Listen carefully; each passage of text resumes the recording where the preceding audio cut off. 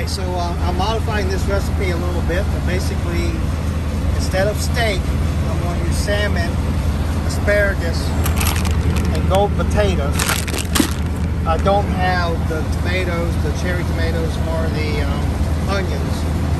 However, I am making the sauce to kind of sprinkle over the asparagus and potatoes, and it is made up of olive oil, some minced garlic, salt, pepper, and a little bit of color and kick, smoked paprika. So that's the sauce right here. I'll cook the potatoes first, then add the asparagus, and then do the salmon. And I got butter right there too. So, all right, let me get busy cooking, and I'll show you the progress. All right, yeah, so I drizzle the potatoes. There they are drizzled. I'll let them cook covered for a while. And then I'll add the asparagus, and I'll put them aside and do the salmon right quick. Yeah, I'm real interested to see how this tastes.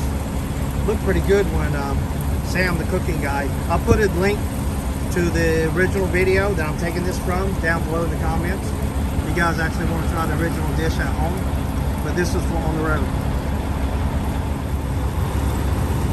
Okay, they've been cooking for a few minutes. I've already put them over once. As you can tell, the little burn on the backside. Asparagus is ready to go. I'm out of that sauce. So yeah, probably maybe another 10 minutes with the potatoes. And then the asparagus. And then the salmon. And by the way, that's Publix again. Honey glazed salmon. So yeah, everybody knows what Publix is down south. Alright, potatoes over there chilling in a butter bath. Asparagus is cooking. Up next, salmon. Yummy. It smells good, that's for sure. Not tasted anything yet. But I'm freaking hungry.